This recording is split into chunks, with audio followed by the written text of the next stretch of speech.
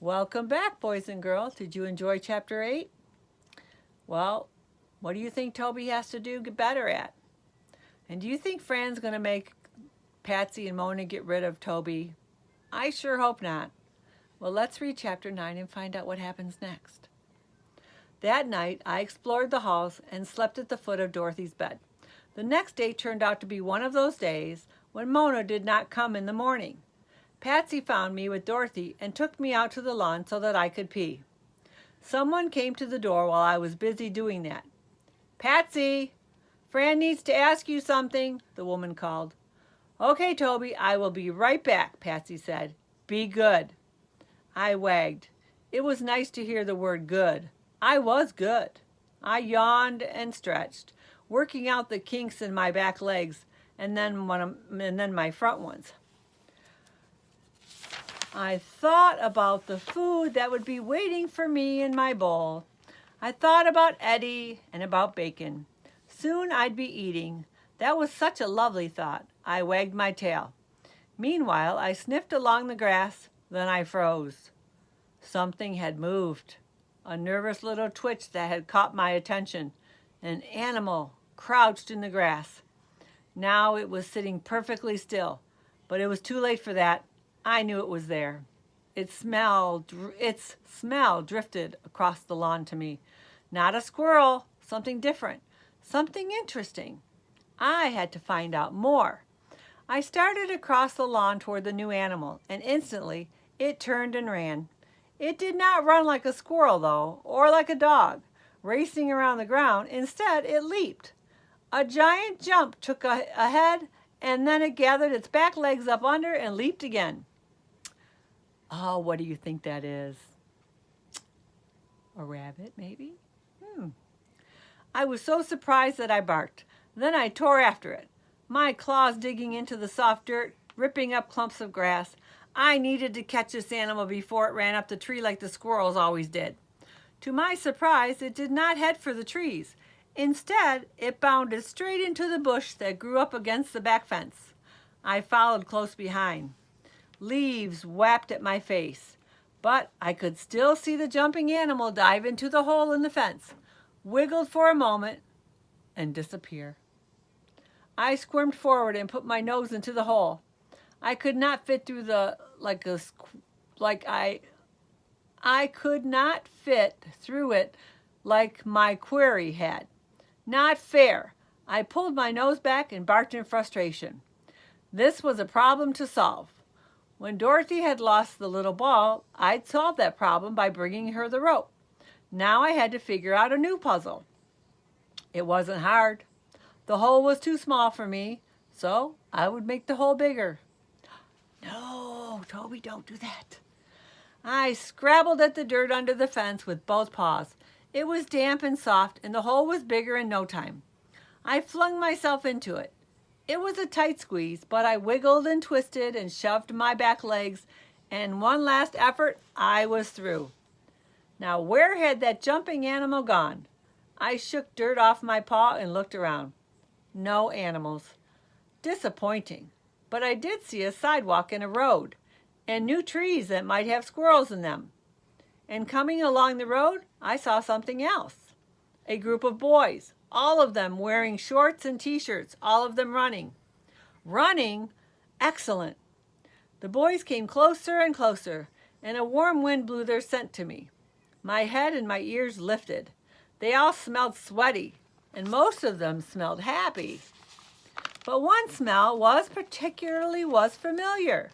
Tyler was running in that group of boys. I dashed forward to meet them. A friend! This was outstanding.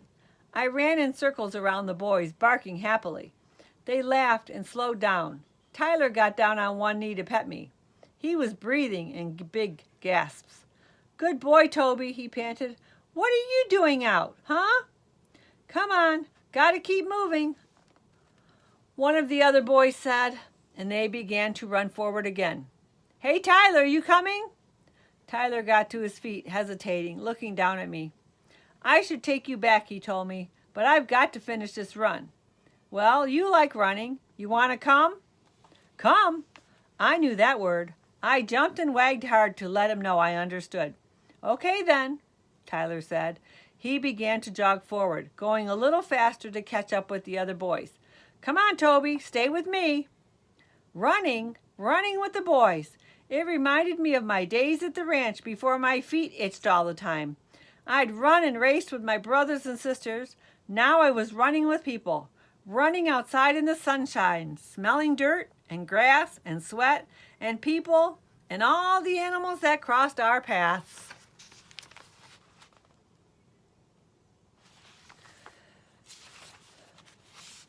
Smelling that freshness of air moving quickly, it was fantastic. Sometimes I ran at Tyler's side, sometimes I dashed ahead to lead the pack. Sometimes I had to stop to sniff a particularly interesting smell. Once I even found a piece of pizza crust lying on the ground. What a day! When I looked up from finishing the pizza crust, I noticed that Tyler was running more slowly than the rest of the boys. He'd fallen behind the group. I raced to his side. He looked down at me as he jogged, smiling for a second, but he didn't say much. He was breathing too hard, panting almost. Maybe he was hot and needed to cool off. Tyler, you okay? One of the boys called back. Tyler waved and nodded and sped up a little so that he was closer to them. But he slowed down again almost at once. Come on, one of the other boys yelled. Tyler sped up again, but pretty soon he was far behind the others, and he stopped, bending over to put both of his hands on his knees.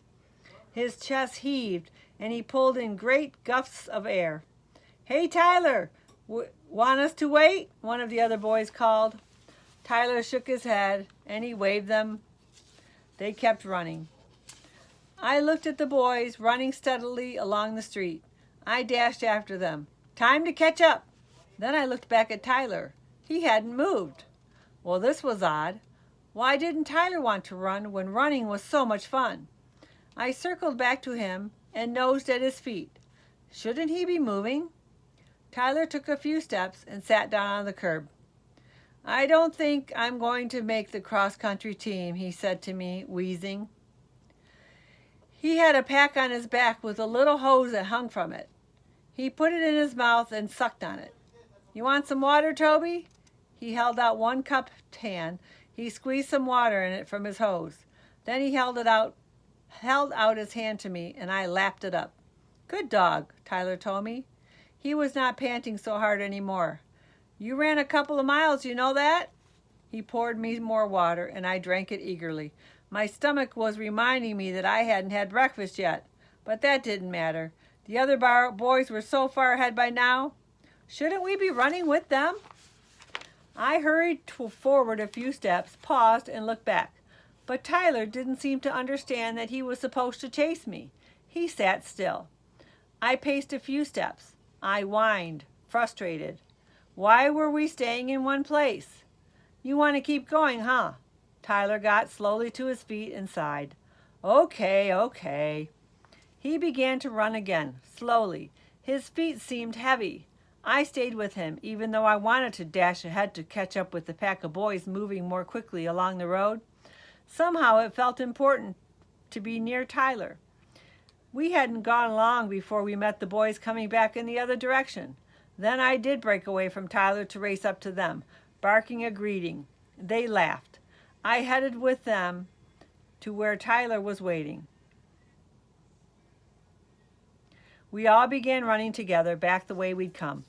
All the boys were going slower now, but Tyler was the slowest of all.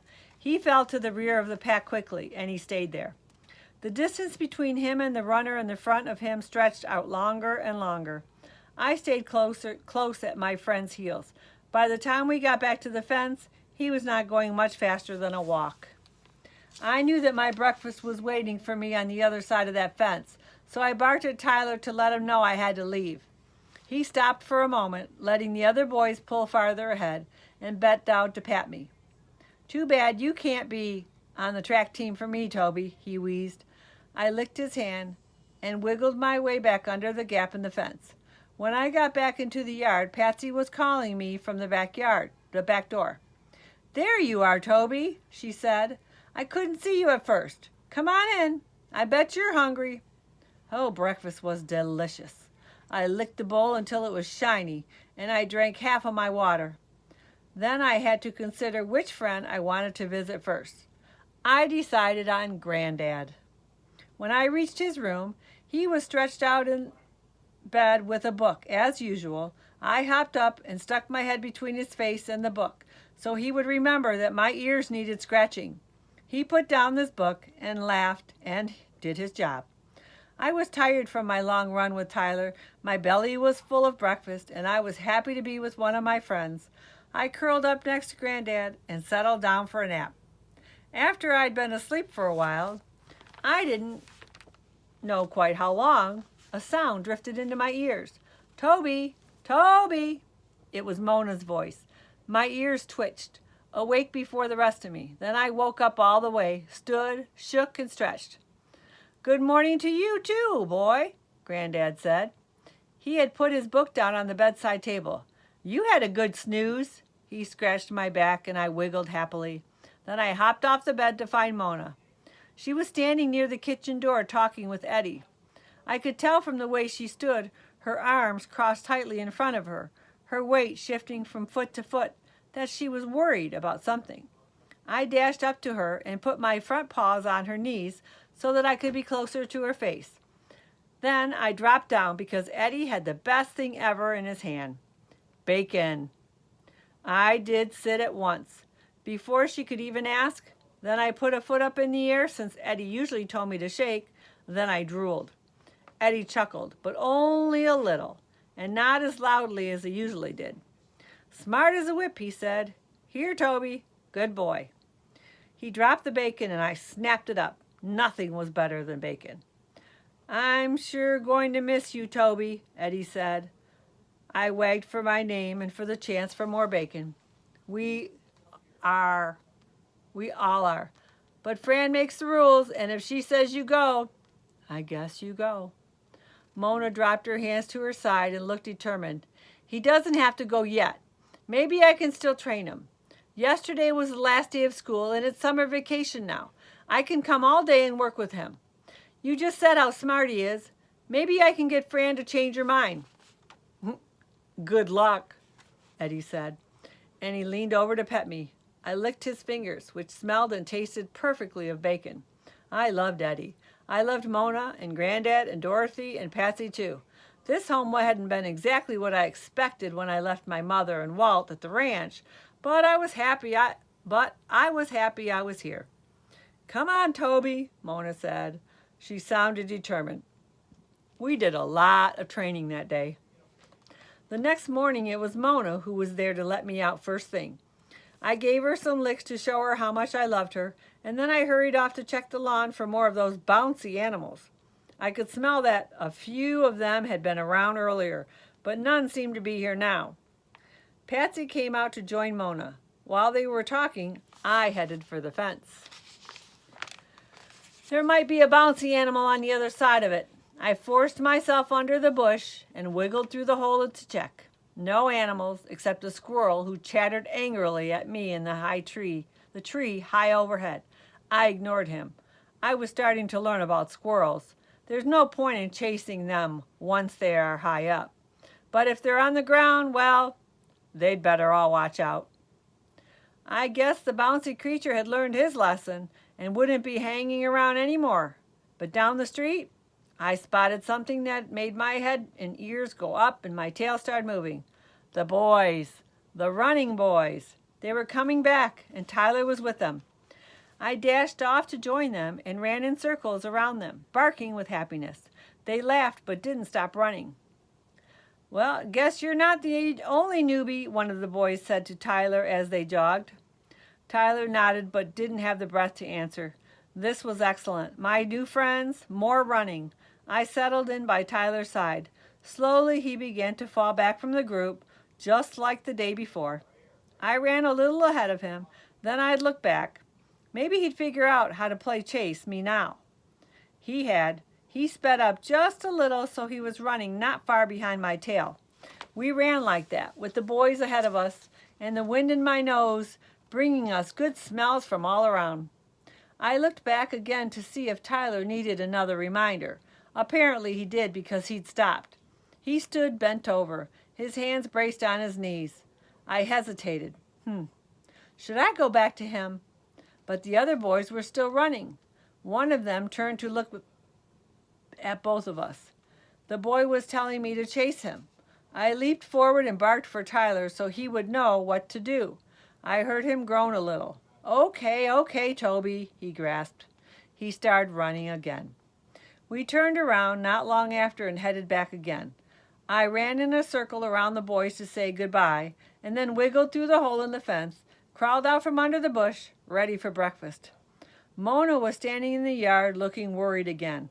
I raced up to her, panting and wagging. Why was she worried when we were together, and when there's bacon in the world? Toby, she said, where were you? I looked all over the yard and didn't find you. I even checked inside. She bent down to pet me. I was glad that she was glad to see me. Were you hiding somewhere? Were you, Toby? She put her worried face close to mine. I licked her nose. Breakfast now? She shook her head and sighed. Weird, she muttered, and she took me indoors to feed me. Breakfast was really wonderful. Well, that's the end of chapter 9. Well, do you think they're going to figure out that Toby is getting out from under the fence? You know what I'm really glad about? I'm really glad that Toby keeps coming back and that he's not just running away and that someone else doesn't take him.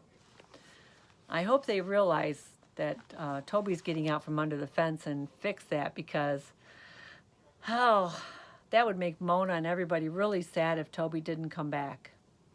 Tune in for chapter 10 to find out what happens next.